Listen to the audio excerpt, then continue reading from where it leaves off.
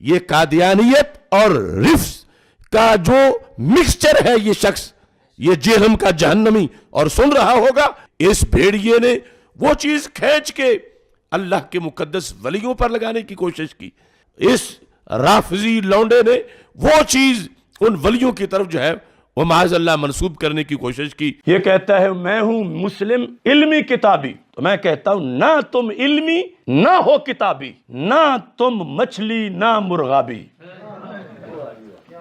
نہ تم شولہ نہ شادابی، نہ فارانی نہ فارابی، تم ہو ریبی تم مرتابی، ابن سلولی پھر کذابی۔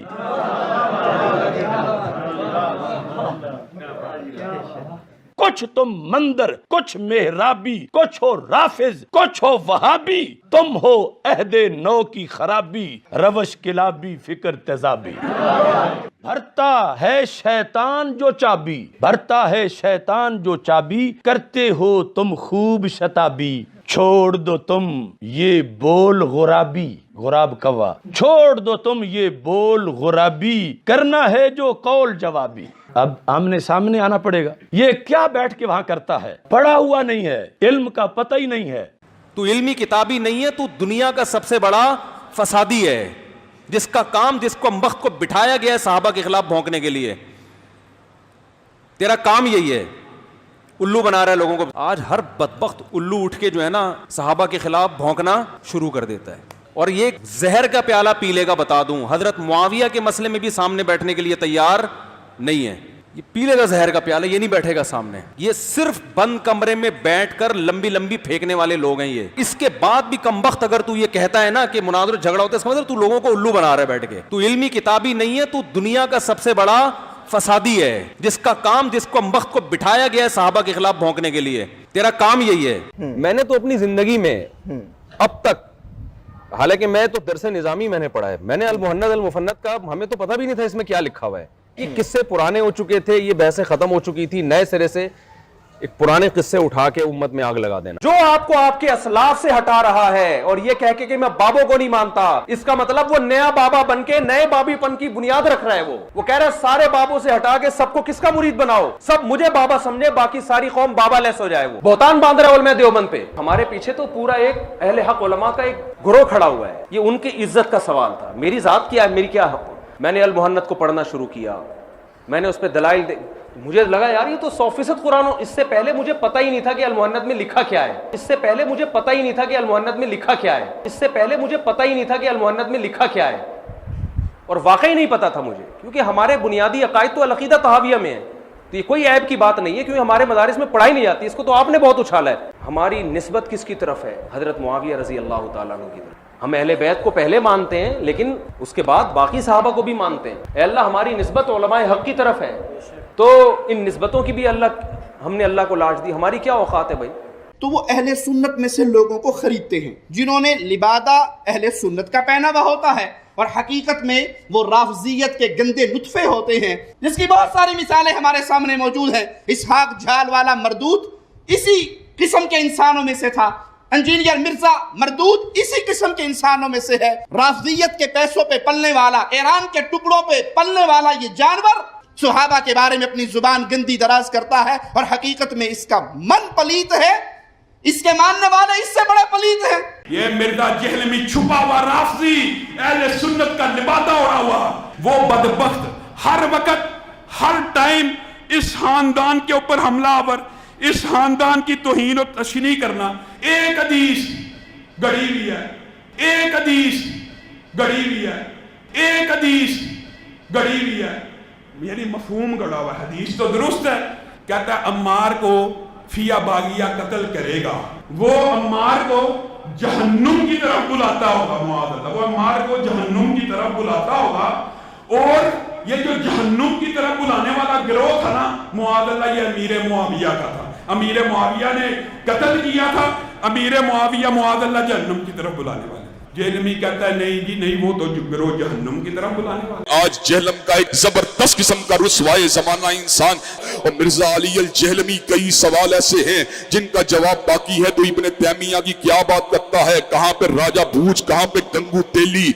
हजरात गिरामी का तेरी औकात क्या है, तेरी हैसियत क्या है, तेरा मुकाम और मनसब, तेरा मर्तबा क्या है। हर इब्न तैमिया से मोहब्बत करने वाला तेरे वजूद के पे थूकेगा, तेरे किरदार पे थूकेगा, तेरी सीरत पे थूकेगा, तेरे नस्बुल ऐन पे थूकेगा, तेरे नजरिए पे थूकेगा।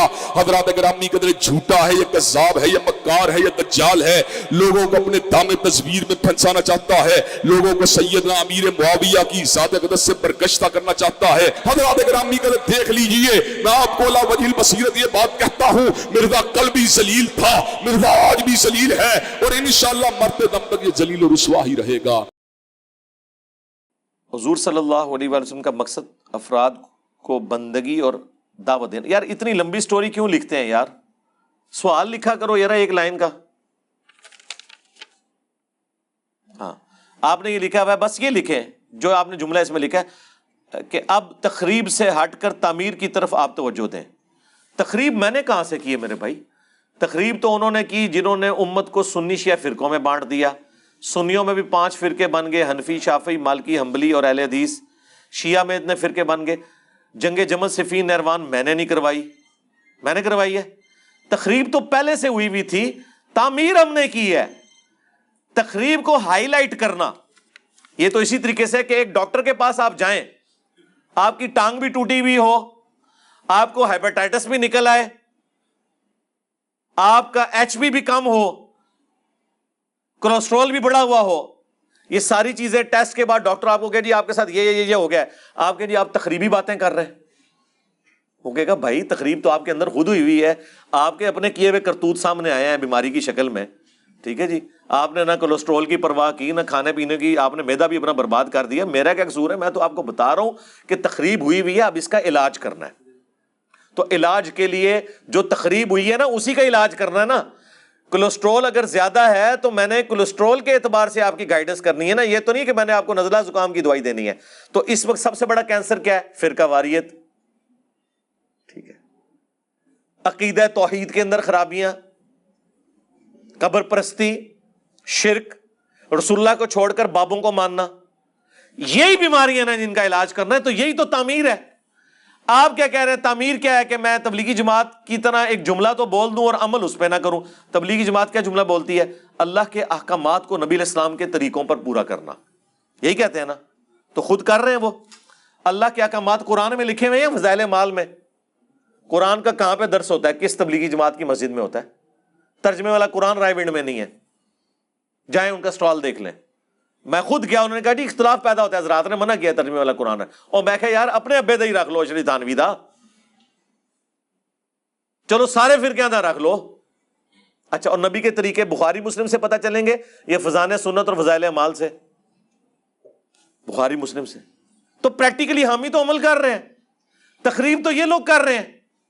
और फिर और जी नमाज पढ़ने का के भाई नमाज पढ़नी है तो ठीक है, फिर पीछे हाथ बांध के पढ़े, तो कुछ तो बताएंगे ना जी। अल्लाह को मानने का क्या? भाई अल्लाह को मानेंगे तो बताएंगे ना इय्याका नअबुदु व इय्याका नस्तईन। उसके बाद ये भी बताएंगे कि बाबों को नहीं पुकारना।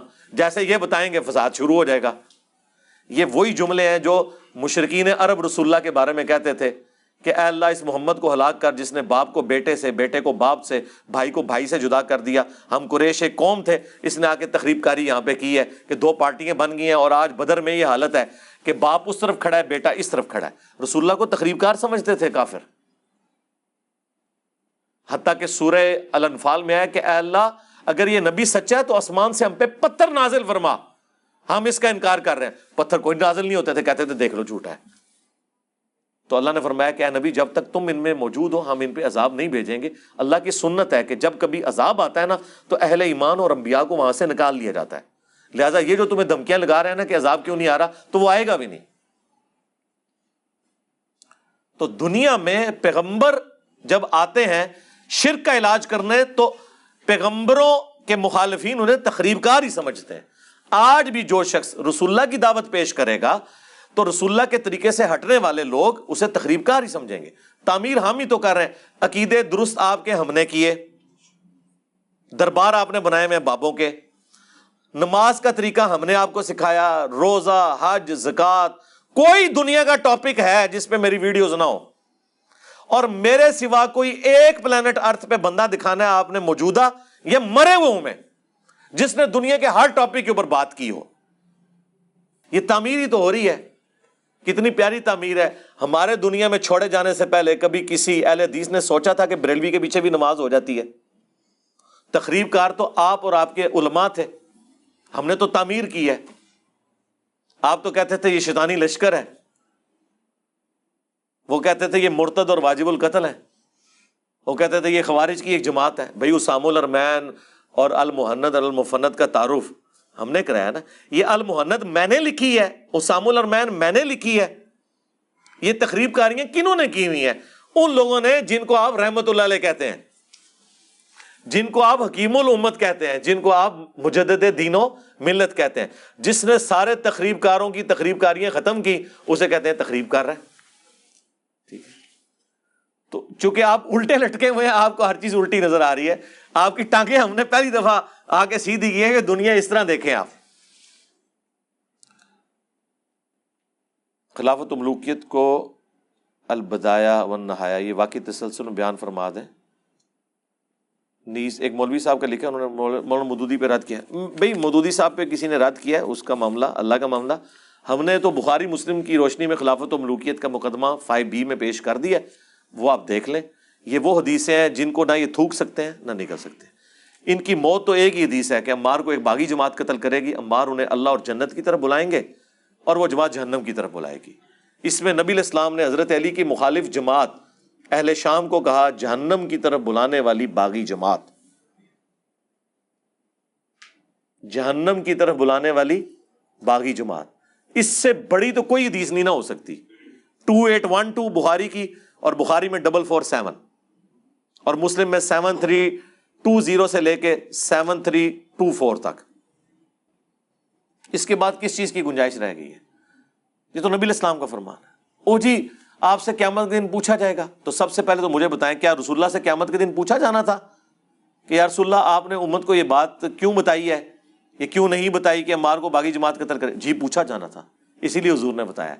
ترمذی ابو داؤد کی حدیث ہے جسے حق بات معلوم تھی اور اس سے پوچھی گئی, اس کے باوجود اس نے چھپا لی, تو قیامت کے دن آگ کی لگام اس کے منہ پر ڈالی جائے گی. اور اس سے بڑھ کر سورۃ البقرہ میں ہے کہ جو اللہ تعالیٰ کی طرف سے آئی ہوئی خبروں کو چھپا لیتے ہیں ان پہ اللہ کی لعنت, تمام فرشتوں کی لعنت اور تمام لعنت کرنے والوں کی لعنت, یہاں تک کہ وہ توبہ کر لیں اور وہ حق بات جو چھپائی تھی لوگوں کو بیان کر دیں, پھر اللہ تعالیٰ انہیں معاف کرے گا. آیت نمبر 159 اور 160 ہے سورۃ البقرہ کی. یہ تو ہم نے 5B کے شروع میں ڈالی ہے, تو ہم نے تو کوئی اس حوالے سے معاملہ نہیں کیا. تو اگلے دن لائیو سٹوری میں ہمارے شاہد بھائی سے کسی نے یہی بات کی نا کہ جی علی بھائی سے پوچھا جانا تھا, تو شاہد بھائی نے فی البدی ایک جملہ بولا. انہوں نے کہا کہ امام بخاری سے یہ پوچھا جانا تھا کہ تم نے حدیث عمار لکھی ہے یا نہیں لکھی, اسی لیے انہوں نے لکھی ہے نا. یہ تو امام بخاری سے پوچھو کہ حدیث عمار کیوں لکھی, کہ حضرت صاحب آپ سے پوچھا جانا تھا کہ آپ نے حضور کی حدیث لکھی ہے کہ نہیں, اس لیے آپ نے ڈر کے لکھ دی. یقیناً پوچھا جانا تھا اسی لیے لکھی.